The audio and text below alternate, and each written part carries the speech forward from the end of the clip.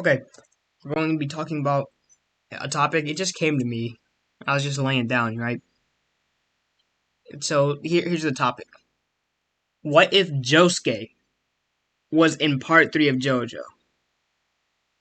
Okay, so how it's going to work is, instead of Jotaro being there, Josuke will be there. Alright? So basically how it's going to work is, instead of Joseph having Josuke later in an affair, he'll have his affair earlier before Jotaro was born. And so he'll be younger than Holly, right? But to the point where he's like the same age as Jotaro in part 3. The only difference is Jotaro will not be there. He'll just be chilling in jail or something, right? Okay, so and I guess I kind of have to make it so that there's a reason for Josuke to want to go after Dio. So let's just say this, right? So Josuke sees what's happening to Holly. Obviously, that's his sister, right? And he's like, "Yo, I can't have this guy doing this." And so he goes off on an adventure with Joseph. All right, makes sense, mate. Makes sense. Okay, so here's how it goes. Sign time. You already know. Let's get into this. So I'm gonna be doing this. No scripts. There's no scripts. This is just off the top of my head. What would probably happen?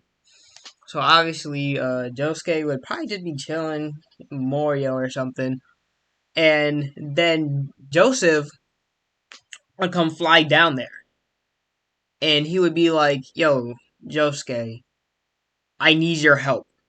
There's this guy named Dio, and he's been showing up in my pictures, dude.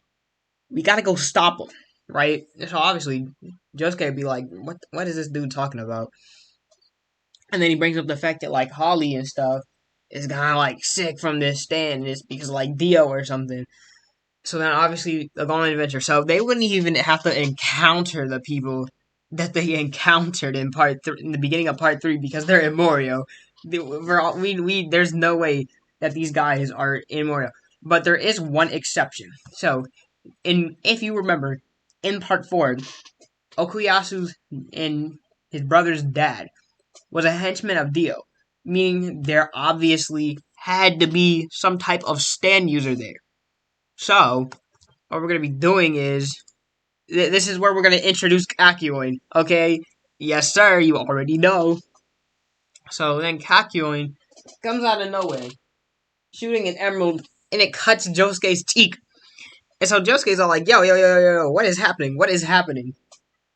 And so then Josuke sees it's Kakyoin, and Kakyoin comes out talking about some nonsense. And then Josuke's all like, "Bro, there's something seriously wrong with this guy."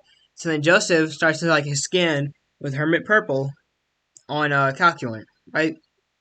And so obviously after a whole fight, it kind of go like the fight in canon with Jotaro and Kakyoin, except I feel like it would be resolved easier because instead of them having to have that like pinpoint precision on the flesh blood, Josuke could probably just restore it, so it would never even be there in the first place. So that would end like that. I don't feel like Josuke would get mad or anything. He just, do like a normal beatdown. Kakyoin wouldn't be much of an opponent for Crazy Diamond. I think we all know that. So, obviously Avdol's here too. Forgot to mention that. Then obviously they travel to Egypt. They fight the glory gods. I'm going to go over the fights that I feel like actually really, really matter. So, we go... okay, so, right, so obviously we need Polnareff. So let me just cover this real quick. They find Polnareff. Fight goes exactly the same because it was Muhammad Abdu versus Polnareff. So that nothing about that changes at all. All right, so Polnareff is here. They go on to Egypt. Everything happens like normal, but High Priestess fight. Obviously, Josuke is going to be taking the role that Jotaro had in part 3. So the High Priestess fight, it's pretty safe to say that Crazy Diamond is a little bit weaker than Star Platinum, but considering Star Platinum has shown far greater strength feats than being able to crush Diamond, and so Crazy Diamond definitely, I feel like he would be able to do it. If not, just being able to warp the thing. So I mean, yeah, he could definitely destroy it. Um, what else? Okay, and so well, we're gonna be hopping around the timeline a little bit, just covering different stands. So and then the fly, right? I feel like the same thing would happen with the fly. I don't feel like Josuke would really be able to get it or anything. He probably would not be able to restore it. If he can't touch it, how's he gonna, Dark Blue Moon. This is an interesting one.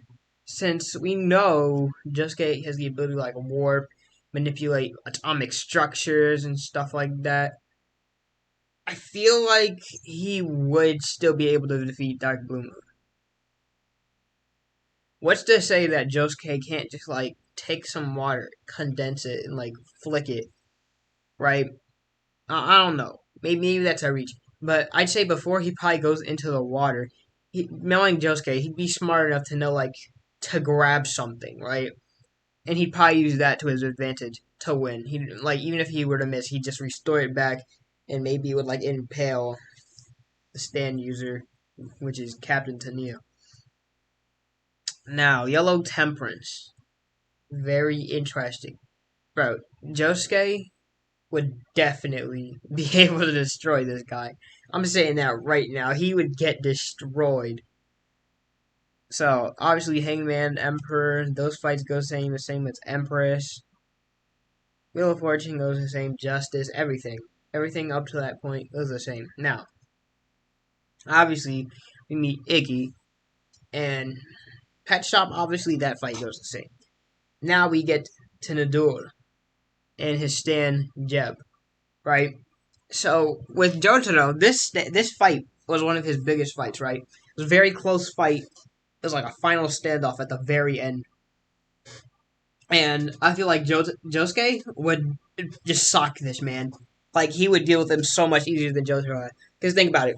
What's all around Josuke? Sand. What does he have? What is there also? There's cactuses.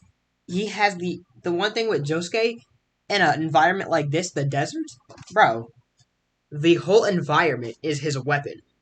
He could easily pick up some sand and like, he could do some crazy stuff with it. He could form it into like a spear or something, like get it really compact. Maybe have some water on him so he could form like an actual spear. Maybe he could crystallize it or something because he's been able to do that with like his blood or whatever. And dude could throw it. Maybe it would miss Jeb, but he probably would not expect it to go back around. Even if it didn't, think about this. He still has the whole desert to his advantage. As where Star Platinum only really had throwables and his fists. Alright, so it's pretty obvious who was winning that. Everything up from there goes the same. Even, okay, now with Osiris. This is where it gets a bit tricky because I don't know if Josuke would really be able to beat him. See, to be honest, depending on how you look at it, it might really, the whole adventure for the Stardust Crusaders might just end at Osiris. Just because we don't know if, like, Josuke is, like, a god at luck when it comes to, like, gambling and stuff like that. So I'd say it's more like a 50-50 chance.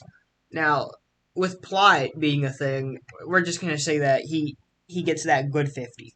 So he just beats Osiris by complete chance.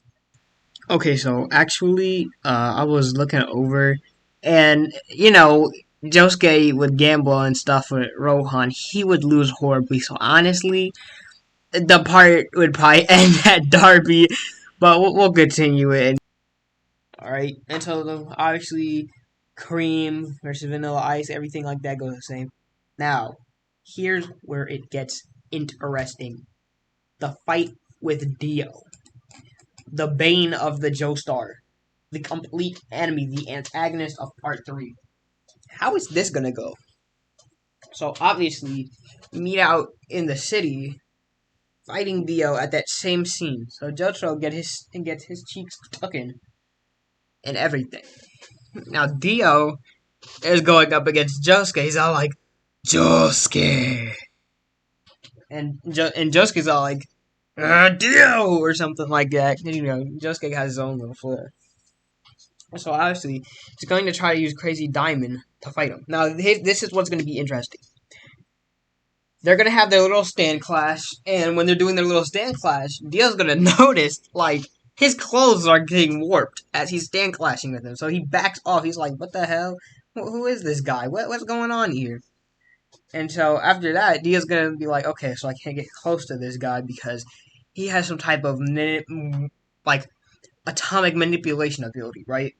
So he's gonna stop time and throw some knives at Josuke. Now, considering Josuke's Crazy Diamond's accuracy is comparable to that of Star Platinum, when time is unstopped, he will be able to block all the knives. But not only that, he will be able to restore those knives so that they'll go right back to Dio, and so they will instead stab Dio. Now that's very interesting. Dio, they won't really do much to Dio because he's a vampire, but you know what I'm saying. And so then up to that fight, to that point, everything will go the same except to the part where Jotaro would usually reveal that he's able to move in stopped time.